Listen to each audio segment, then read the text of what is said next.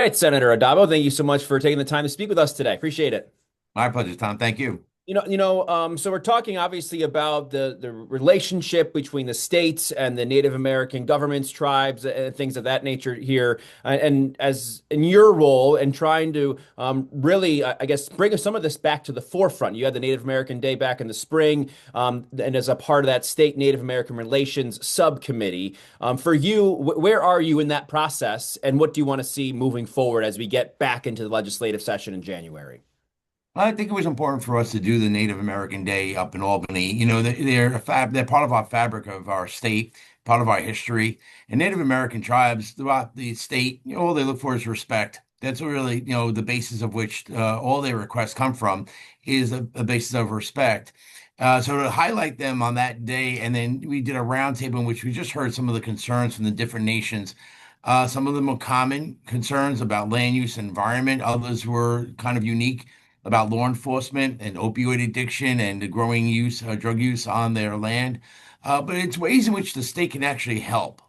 So I really liked that roundtable. It gave us a lot of homework to do. And then at the end, we got to witness some of the cultural dance and music. It was a great day.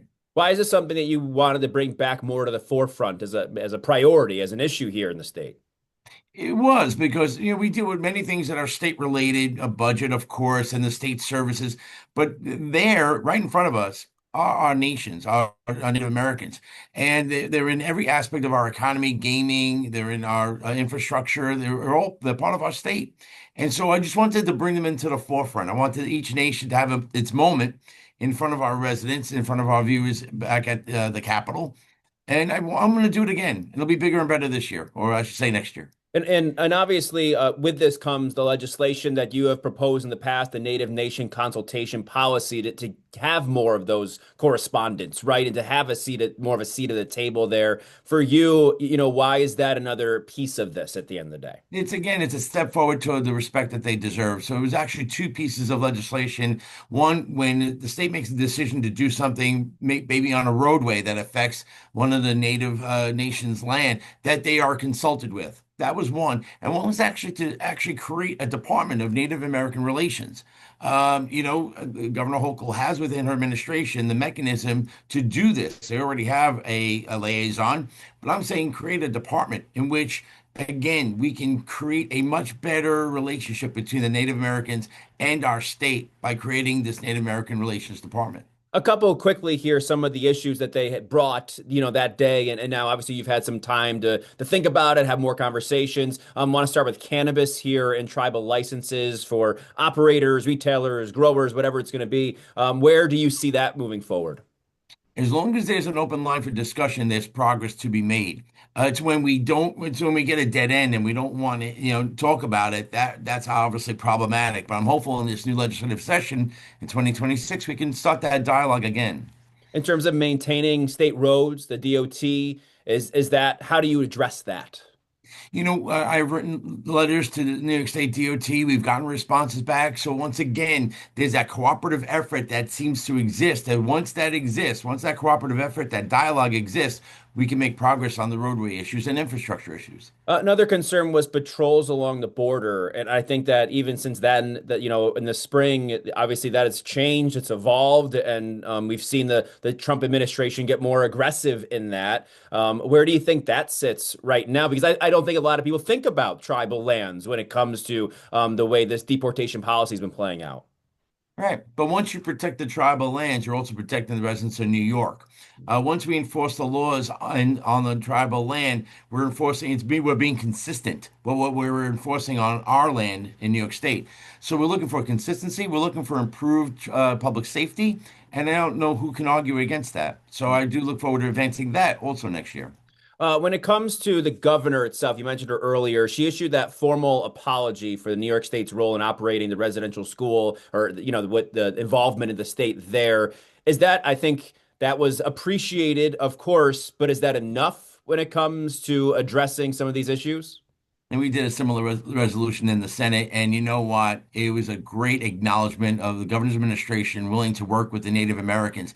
It's a step forward. It's a step forward. Again, that dialogue that exists with the governor's administration that, hey, we're acknowledging something went wrong decades ago. And so the obvious thing is how can we further our relationship, improve our relationship with the basis of respect with the Native Americans? So that was a good sign, actually, by the governor's administration. And some of the responses, you saw some leaders say, well, instead, potentially, can you take this a step farther? Is there land to give back? Is there reparations on the table as well? Is that on the table for you? Well, I think, when you say something, you acknowledge something by words or by a proclamation or resolution, that's one thing. It's when you do it with action that really seals the deal. So if we get to do something with the law enforcement, we get to do something with the opioid addiction, or we get to do something with the infrastructure issues, any other issue that the Native Americans have, if we show some action, whether it be legislatively or administratively, that would be proof that we are ready to, again, embrace them and give them the respect they deserve. You look at now as we go a little bit wider on this at the federal government, and we talk about that acknowledgement, and we saw the Biden administration, Joe Biden, do the same thing a little more than a year ago now, I think it was, in terms of that acknowledgement of the residential schools. The Trump administration appears to is going in a different direction. We just saw last week there were some concerns over the Not One More report being taken off the website. It was a congressionally mandated report, and that was involving the missing and murdered Native Americans. And I know that the state has put forth a task force on that, of the BIPOC, missing and murdered BIPOC women. I guess where does that sit with you, and how does the state factor in here? Well, we're New York State, Excelsior, right? So we're the leader sometimes when other states look at us and what we do. We can't sit back on the sidelines and wait for the federal government to do something that we think is right. We have within our jurisdiction to do something that is right for New York State. I think we should do it, regardless of what the federal government does. We should do what we think is right. I hope and believe that we're doing it in the right direction for the Native Americans. And when we do that, other states will watch us what we're doing and hopefully have some impact, positive impact on the federal government. I know that one more on this because I know the Trump administration has come out and criticized the Native American mascot changes that have taken place there. What kind of factor does that play in this? We've seen it in New York too. We have changed names. I went to St. John's when they were the Redmen, and we've done that. So we've done that in the past. But again, things like that are actions like that, or again, the basis of respect, it could be seen that way too. But again, it's about a dialogue. Is this the direction that we should be going as a state? Is it the direction that the Native Americans want us to go in? But that's all about the dialogue that we have with the Native Americans. Does the state have I mean, obviously you can appeal when it comes to the Olympics in 2028. Is the state able to appeal to the federal government or the IOC when it comes to getting the representation of the indigenous people or a nation itself to be able to play in the Olympics? Because I've worked in lacrosse in the past, and I know that sport was invented by the natives. Lacrosse is in the Olympics in 2028 in LA, and I think they would love nothing more, and it would probably for a lot of eyes be the right thing to do to have a team of Haudenosaunee or whatever it might be. Is there a role the state can play there? I think New York does have a major influence. I do. We hosted the Olympics in 1980. The bottom line is we are New York, and I think when we make a statement, when we put a message out to the president or to the Olympic Committee, I think we are influential, and I And hope we can be going forward. do you think there should be a native team, if you will, or whatever that would be, the representation? Whatever form it may take, is again something that the Native Americans agree upon. But yeah, why not acknowledge what is again already part of our history?